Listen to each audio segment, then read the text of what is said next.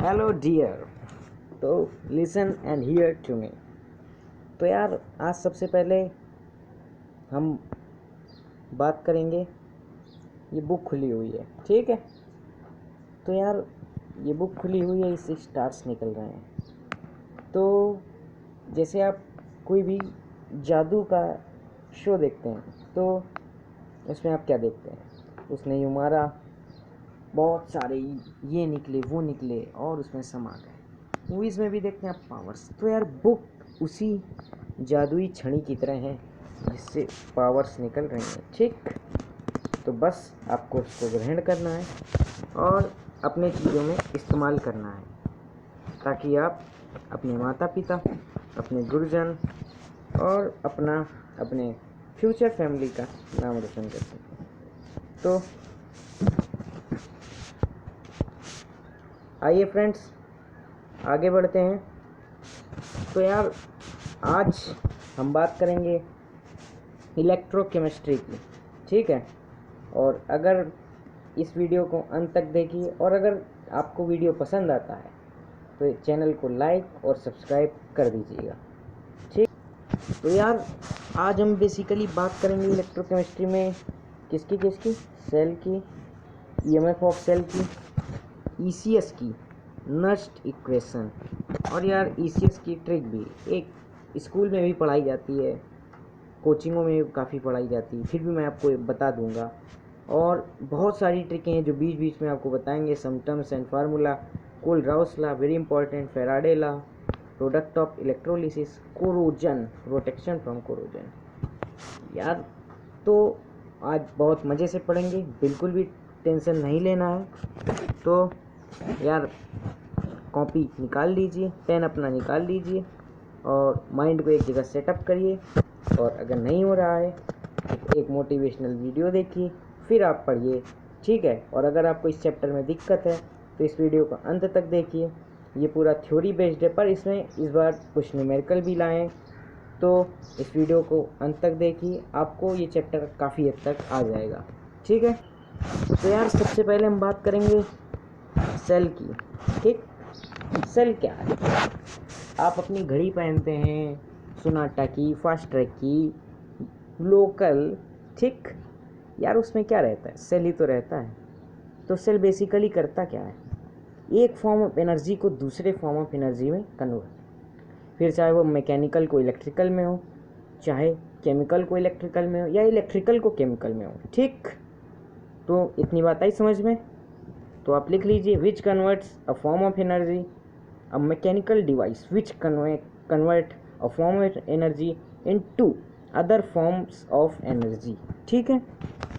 तो अब टाइप्स की बात करते हैं।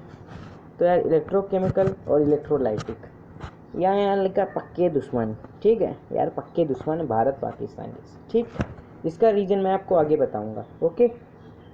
तो सबसे पहले बात करते हैं इलेक्ट्रोकेमिकल सेल की, ठीक। It's converts chemical energy to electrical energy, ठीक। तो यार जो भी जितने भी सेल हैं घर में, अगर आप क्या हो, तो जो आपकी केमिकल एनर्जी को इलेक्ट्रिकल एनर्जी में कन्वर्ट करे वो आपका क्या हुआ? Electrochemical cell. इसमें बेसिकली क्या होता है?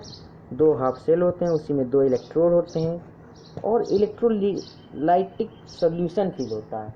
और आपने पढ़ रखा होगा कि इलेक्ट्रोलाइटिक सन किसके द्वारा अटैच होते हैं? सॉल्यूशन सॉल्ट ब्रिज के द्वारा, ठीक। ज्वाइंट होते हैं, अटैच्ड, ठीक। तो यार और इसमें KCl एंड KNO3, अगर आपसे कोई पूछ ले तो दो इलेक्ट्रोलाइट्स के नाम बताइए, ठीक, इलेक्ट्रोकेमिकल सेल में, तो आप फट से जवाब दीजिएगा KCl एंड KNO3, ठीक, ओके। फिर सॉल्ट ब्रिज का मेन फंक्शन है सर्किट के फंक्शन को, सर्किट फंक्शन करे, ये उसका मेन फंक्शन है, ठीक है। लेकिन सर्किट पूरे दौरान इलेक्ट्रिकली न्यूट्रल रहे, ठीक। उसके बाद ये आपका लिखा है Zn anode oxidation, Cu cathode reduction. तो यार इसकी ट्रिक है एक आओ कोरोना, सुनने में नाम अजीब लग रहा होगा, पर AO यानी आओ, कोरोना यानी कैथोड पे रिडक्शन, ठीक है। तो इसे आप याद कर लीजिए, ठीक। रट मार लिए, ट्रिक छोटी सी है बिल्कुल, एक दो अक्षरों की, ठीक है, दो शब्दों की है। ओके, तो यार यहाँ पे दिखाया गया है कैसे होता है। जैसे Zn है आपका, ठीक है, यहाँ पे तो Zn का Zn2 प्लस 2 इलेक्ट्रॉन, यानी Zn का एटॉमिक नंबर 30 होता है, 2 इलेक्ट्रॉन निकाल दिए, ऑक्सीडेशन हो गया, ठीक। और ऐसे ही कॉपर है, चढ़ा दो भाई उसमें 2 इलेक्ट्रॉन, ठीक, 29 होता है, 31 हो गए, ठीक। तो उसका हो गया रिडक्शन, ठीक। तो यार ऑक्सीडेशन और रिडक्शन में कुछ नहीं है, आप बस पढ़ लीजिए। अब यार रिप्रेजेंटेशन, तो यार सवाल ऐसे फॉर्म में आता है, ठीक है। तो ये सवाल जैसे कोई भी क्वेश्चन दिया रहेगा आपको, Zn2 प्लस एक्वस, ये बीच में जो बना रहता है ये आपका क्या होता है, सॉल्ट ब्रिज, जॉइनिंग ब्रिज भी इसे कहते हैं, या फिर आप कह सकते हैं CO2 प्लस, यानी कि Zn का ऑक्सीडेशन हुआ और कॉपर का रिडक्शन, ठीक है। इसका मतलब ये है जिसके ऊपर वैलेंसी चढ़ा दी जाए, ठीक है, तो वो आपका हो गया ऑक्सीडेशन, जिससे उतार ली जाए वो आपका हो गया रिडक्शन, ठीक। ऐसे आप याद रखिए।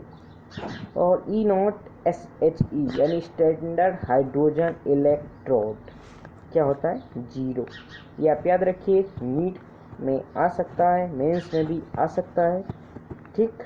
EMF ऑफ सेल, तो ई सेल इक्वल टू होता है ई कैथोड माइनस E0 एनोड, ठीक है, ठीक है, इतना आप याद रखिए। और फिर है यार ये E reduction is greater than E oxidation, ठीक है, यानी कि हमेशा रिडक्शन ऑक्सीडेशन से उसका EMF ग्रेटर रहेगा। EMF मतलब इलेक्ट्रोमोटिव फोर्स, ठीक, क्या होता है, इलेक्ट्रोमोटिव फोर्स, ठीक है। ध्यान दीजिए इधर, electrode potential depends upon concentration of ions and temperature. तो यार जो इलेक्ट्रोड पोटेंशियल होता है किस पे डिपेंड करता है, ठीक है। बोर्ड लेवल में भी काफ़ी बार ये सवाल आया है, ठीक है, ऑब्जेक्टिव में ही भले आया हो, ठीक है, चाहे वो CBSE हो या UP बोर्ड हो, ठीक है, दोनों के लिए।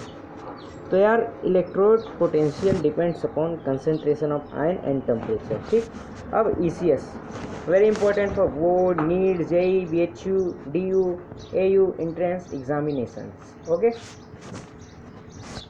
तो यार ECS इलेक्ट्रोकेमिकल सीरीज कहते हैं इसे। रिएक्टिविटी ऑर्डर इसमें रिड्यूसिंग कैरेक्टर के हिसाब से होता है और डाउन द ग्रुप डिक्रीज होता है। एक ही ग्रुप है, याद रखिए। ट्रिक क्या है, लिख बसर के नाम गाल, मंजन करफी कड कोनी SNPBH कुहग आग पटायु, ठीक, बिल्कुल सीधी ही ट्रिक है, वही चीज़ है, वही आप गाना बना दीजिए, ठीक है। और फिर एप्लीकेशन ऑफ ECS, तो बेसिकली रिएक्टिविटी को कंपेयर करने के लिए होता है, ठीक, कैलकुलेटिंग EMF में होता है। फिजिबिलिटी ऑफ रिएक्शन, यानी कि रिएक्शन होगी कि नहीं होगी यार, फिजिबिलिटी का मतलब ये होता है, ठीक। प्रोडक्ट ऑफ इलेक्ट्रोलिसिस में होता है, ऑक्सीडेशन एंड रिड्यूसिंग बिहेवियर में, ठीक। अब जैसे यहाँ पे है मोस्ट रिड्यूसिंग एलिमेंट, ठीक। तो यार जो सबसे ऊपर है वो आपका मोस्ट रिड्यूसिंग होगा। तो सबसे ऊपर आपका कौन है, आप भी देख सकते हैं, Li, लाई यानी लिथियम, ठीक। तो आपका ये हो गया सबसे रिड्यूसिंग एजेंट। और सबसे लेस रिड्यूसिंग, सबसे लास्ट में कौन है, AU, ठीक, इलाहाबाद यूनिवर्सिटी नहीं, औरम वाला AU, ठीक है, यानी गोल्ड। तो आप याद रखिएगा, ओके, ये भी इम्पोर्टेंट है। तो यार आगे बढ़ते हैं। इलेक्ट्रोलिटिक सेल, हमने कहा था वो पक्के दुश्मन है यार, पक्के। भारत पाकिस्तान, जैसे उसे मान लो भारत, ये इसे मान लो भारत, नहीं भारत नहीं सर, ठीक है। तो चीन, नॉर्थ कोरिया और अमेरिका मान लो, ठीक है, चाहे उसे नॉर्थ कोरिया मानो, चाहे इसे अमेरिका, चाहे उसे अमेरिका, चाहे इसे नॉर्थ कोरिया, ठीक है। तो यार वो कन्वर्ट कर रहा था केमिकल एनर्जी को इलेक्ट्रिकल एनर्जी में, तो ये किसे कन्वर्ट करेगा, इलेक्ट्रिक एनर्जी को केमिकल एनर्जी में, ठीक। तो इससे इलेक्ट्रोलिटिक प्रोसेस से काफ़ी सारे बनाए जाते हैं। अगर आप 12th पास हैं या 12th, अभी 12th का बोर्ड आपने इसी साल दिया है मेरे साथ, तो आपने मेटलर्जी ले चैप्टर में ज़रूर पढ़ा होगा, ठीक है। तो उसमें आप पढ़ते हैं एल्युमिनियम की कैसे होती है मेटलर्जी, ठीक। फिर आगे आती है नर्स्ट इक्वेशन, नेक्स्ट इक्वेशन यार है क्या, काफ़ी इंपॉर्टेंट इक्वेशन है, equal to E naught minus 2.303 RT/NF log ORS। मैं इसे ORS बोलता हूँ क्योंकि यार ORS जो होता है वो एक डिहाइड्रेटिंग और हाइड्रेटिंग करने वाला पाउडर है, ठीक है, मरीजों को दिया जाता है, ठीक। तो वैसे मैंने याद किया है, तो आप भी याद कर लीजिए जैसे आपको सही लगे, ठीक है। ये हाफ सेल के लिए होता है। गैस कांस्टेंट आर आपका गैस कांस्टेंट है, टी टेम्परेचर है जो कि केल्विन में हमेशा रखा जाएगा, अगर सेल्सियस में दिया है तो केल्विन में बदलो, फ़ारेनहाइट में दिया है तब भी केल्विन में ही बदलो, ठीक। एफ आपका फैराडे कांस्टेंट है, उसकी वैल्यू 96,500 होती है, ठीक। और एन आपका नंबर ऑफ मॉलिक्यूल्स, ठीक। और इसी को आप इस तरह भी लिख सकते हैं, ये लिखा भी हुआ है, ठीक है। और ये एक फार्मूला है, वे इम्पॉर्टेंट है, ठीक। ये आप फार्मूला ही याद रखिए, ठीक है। तो क्या है formula, delta N G equal to क्या है, एन एफ ई, ठीक, माइनस का है वो भी, ठीक है। तो याद रखिएगा माइनस का है एन एफ ई, ठीक। फिर की पॉइंट्स हैं यार, ठीक। तो की पॉइंट्स देख लेते हैं, ये क्या है, रुकिए एक मिनट,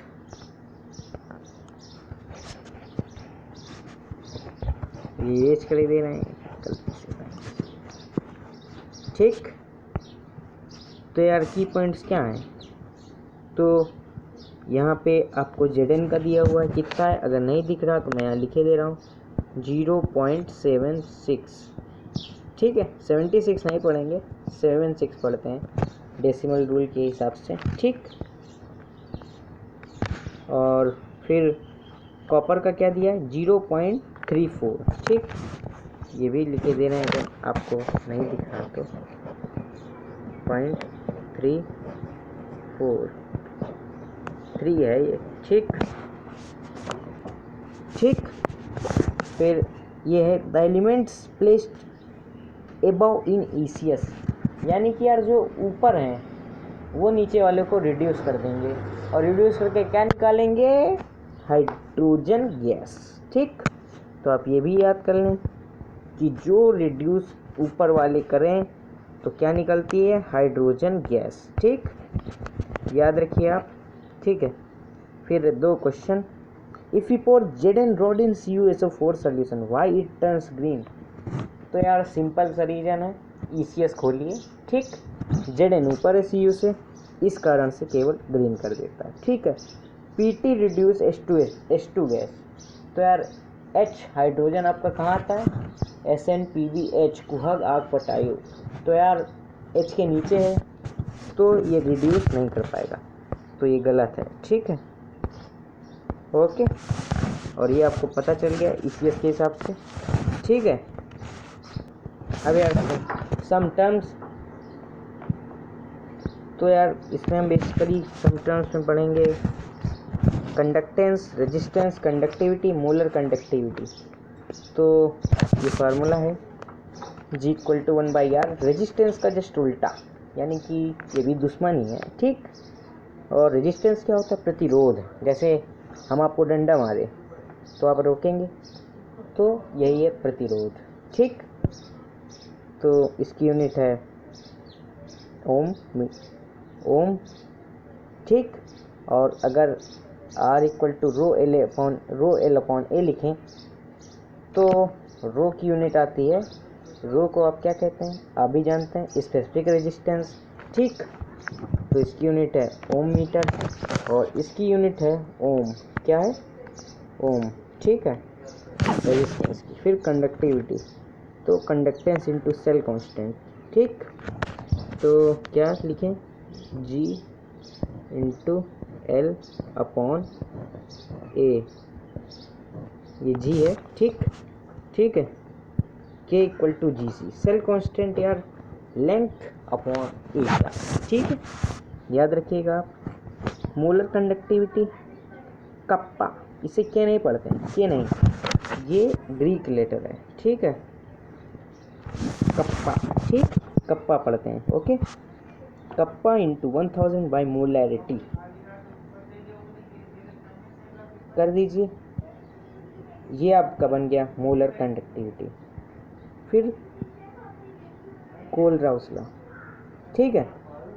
ये यार law very important for any competitive exam, board और एनी अदर, ठीक है। तो डेफिनेशन ये लिखी है, काफ़ी लंबी है पर ये सबसे आसान डेफिनेशन है, ठीक है। कोलराउस लॉ, अगर आप वैसे जिन साइंटिस्टों ने लॉज दिए हैं अगर उन्हें खोल के देखेंगे तो कितने न जाने पेज ही भर गए हैं। तो आपको तो केवल 5 ही लाइन पढ़नी है यार, ठीक है। जो थेसिस करते हैं उन्हें कितने पेज पढ़ने पड़ते रहेंगे, ठीक, पढ़ने पड़ते हैं, ठीक, ओके। तो at infinite dilution at which electrolytes are completely dissociated and interionic attraction, मैं आपको इसे समझा दे रहा हूँ। मतलब कि इनफाइनाइट डिल्यूशन एक तरह से इसे समझी कोरी कल्पना, ठीक है। इनफाइनाइट डिल्यूशन, ठीक है, जब इलेक्ट्रोलाइट्स कंप्लीटली डिसोसिएट हो जाएं, जो कभी होता नहीं है, ठीक। और इंटर आयनिक अट्रैक्शन, ही उनके बीच अट्रैक्शन होता है। यार ग्रेविटेशन आपने पढ़ ही रखा है फिजिक्स में, अगर नहीं पढ़ रखा तो सुन लीजिए कि दो कोई हल्का भी डिस्टेंस, चाहे जितनी डिस्टेंस पर हो, कोई भी दो बॉडी, उनके बीच एक अट्रैक्शन फोर्स हमेशा लगता रहता है, ठीक है, ठीक। वो टेंस टू 0 हो सकता है पर 0 नहीं हो सकता, ठीक, ये भी एक कंडीशन है। तो इंटरएनिक अट्रैक्शन बिकम नेग्लिजिबल, ठीक।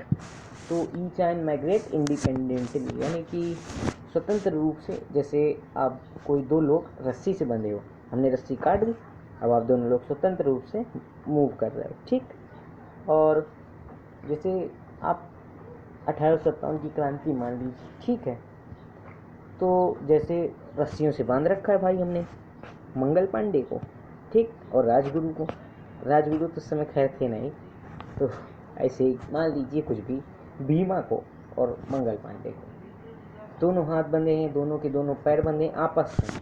हमने रस्सी काट दी, दोनों अलग अलग भागे। किस लिए भागे? एक ही लक्ष्य, स्वतंत्रता के लिए। वैसे इन दोनों का एक ही लक्ष्य, किसके लिए? टोटल कंडक्टिविटी में, यानी कि स्वतंत्रता की आग में अपनी आहुति देने के लिए, ठीक। ऐसा आप समझ सकते हैं। कॉन्सेप्ट के ऊपर रहता है यार डिपेंडेंट, आप किस तरह का किसी कॉन्सेप्ट समझ के पढ़ते हैं, ठीक। तो यार कोलराउस लॉ, ठीक, मोलर में होता है जो आपकी वैलेंसी होती है वो मल्टीप्लाई होती है, मोलर यानी मल्टीप्लाई, mm याद रखिएगा, mm, ठीक, और इक्विवेलेंट में डिवाइड, ठीक है। तो ये है फार्मूले, आप लिख लीजिएगा, ठीक। तो यार आगे बढ़, तो जैसे यार यहाँ पे लिखा है लैम्डा CH3COOH, शायद आपको दिख नहीं रहा होगा, ठीक है। तो मैं पढ़े दे रहा हूँ, यहाँ ऊपर एक स्माइली बना है, तो यार इसका मतलब है हंसते रहिए, भले ही आप घर में लॉकडाउन है पर हंसते रहिए, क्योंकि हंसने से अच्छी कोई एक्सरसाइज नहीं है, ठीक। हंसिए और हंसाइए, ठीक है। तो लैम्डा CH3COOH गिवन है आपको, CH3COONA, ठीक, और HCl दिया है, लिखे दे रहे हैं, ठीक, और NaCl दिया, NaCl तो दिख ही रहा है। कर कैसे निकालेंगे? ऐसे लाना है कि ये दोनों उड़ जाएं और हमारा CH3COOH बच जाए। तो इसको इसके साथ जोड़ देंगे और NaCl घटा दिया, तो Na हट गया, Cl मर गया, H उधर जुड़ गया, बन गए, ठीक। की पॉइंट्स आप देख लीजिए, conductance increase, concentration increase, conductance decrease, ठीक है। कंसंट्रेशन अगर हम किसी चीज़ की बढ़ाते हैं तो उसकी कंडक्टेंस यानी कि रेजिस्टेंस उसका बढ़ता है, ठीक। और डाइल्यूशन करते हैं तो कंडक्टेंस इंक्रीजेस, ठीक। Cell constant kappa into resistance. यार ये जो की पॉइंट्स होते हैं ना, इनसे आपके नीट या मेंस दोनों में सवाल फंसने के लगभग चांसेस रहते हैं, ठीक है। तो इन्हें हल्के में मत लीजिएगा यार, काफ़ी भारी हैं ये, उठा नहीं पाएंगे यार। फिर डिग्री ऑफ डिसोसिएशन, तो मोलर कंडक्टिविटी एट कंसंट्रेशन या फिर given concentration C upon at infinite dilution, ठीक। ये भी आप याद रख लीजिए। क्या क्या याद रखवाएंगे सर, अरे यार क्या किया जाए, ठीक है। आप भी मजबूर हैं, हम भी मजबूर हैं, पढ़ते रहिए, इससे अच्छा कुछ नहीं है, ठीक। फिर आप पढ़ें फैराडे लॉ। फर्स्ट लॉ है, यानी कि जैसे हमने दो इलेक्ट्रोड लिए, कोई मेटल है, अब हम इलेक्ट्रिसिटी पास करा रहे हैं, तो जितना भी इलेक्ट्रोड्स पे डिपॉजिट होगा वो किसके डायरेक्टली प्रोपोर्शनल होगा? चार्ज, जिसकी हम इलेक्ट्रिसिटी फ्लो करेंगे। ये आपका है first. W is directly proportional to Q, Q को लिखते हैं IT, कांस्टेंट लगा दिया Z, ठीक। और ये जैसे एक चीज़ है केमिस्ट्री में, ये आप याद रखिएगा, एनोड एनोइन, कैथोड कैटायन, ठीक, इतना याद रखिए, ओके। तो और Z है आपका इलेक्ट्रोकेमिकल इक्विवेलेंट। सेकेंड लॉ क्या है, क्या कहता है आपका सेकेंड लॉ? देख लीजिए कि यार जो अमाउंट ऑफ केमिकल चार्ज वो चेंज, यानी कि ये वाली थोड़ा हार्ड है, बस इतना याद रखिए, amount is directly proportional to equivalent mass. जितना भी अमाउंट आपका, जब डिफरेंट, इसमें क्या है, उसमें एक बार इलेक्ट्रिसिटी पास कराई थी, इसमें डिफरेंट टाइप्स डिफरेंट पास कराए, ठीक। तो अमाउंट जितना डिपॉजिट होगा वो किसके डायरेक्टली प्रोपोर्शनल होगा? इक्विवेलेंट मास के। तो ये F equal to N e Faraday की एक चीज़ अच्छी लगी, उन्होंने फिजिक्स में भी अपने कॉन्सेप्ट की, फैराडे इलेक्ट्रोमैग्नेटिक इंडक्शन, और केमिस्ट्री में भी घुस गया, जैसे न्यूटन ऐसे ही।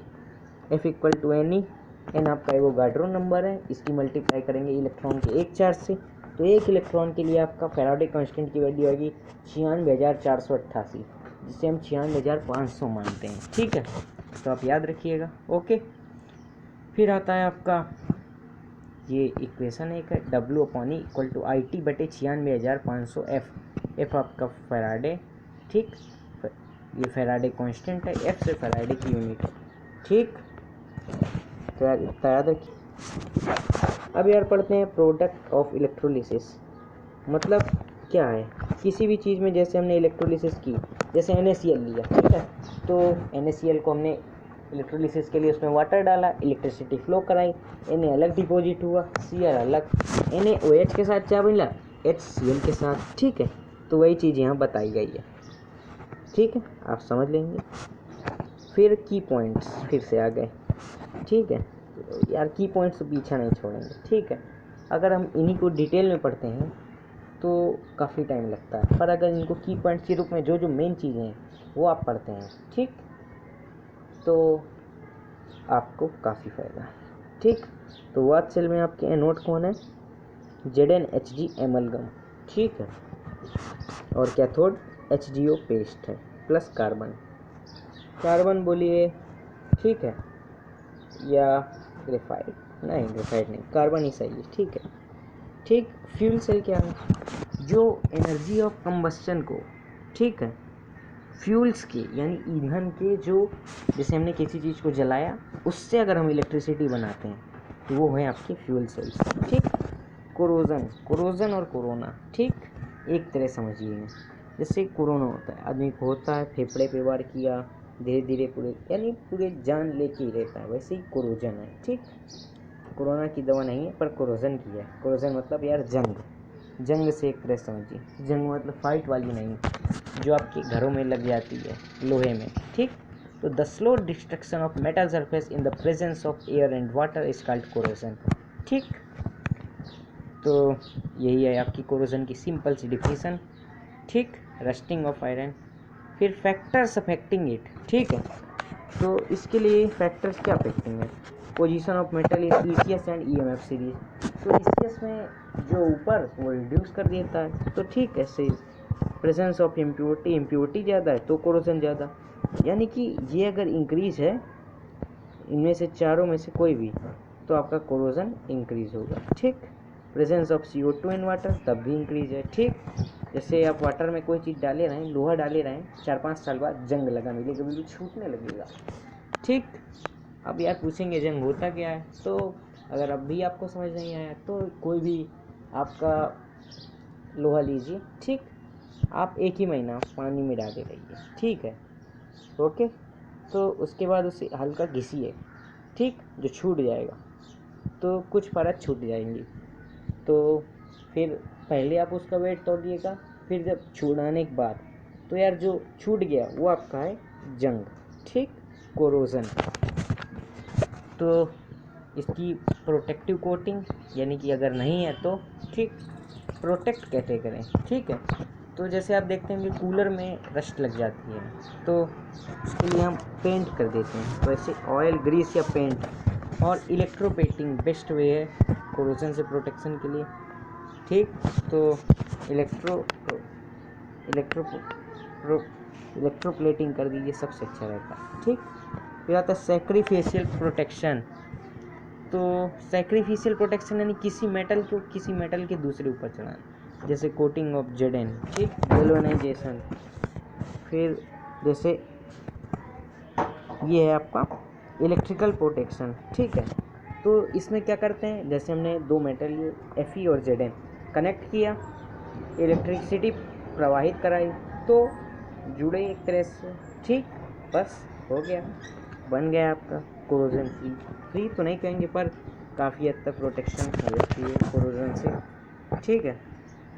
तो यार आज का लेक्चर यहीं। अगर आपको ये वीडियो पसंद आया तो लाइक, कमेंट और सब्सक्राइब जरूर करें, ठीक है। तो पढ़ते रहिए। All the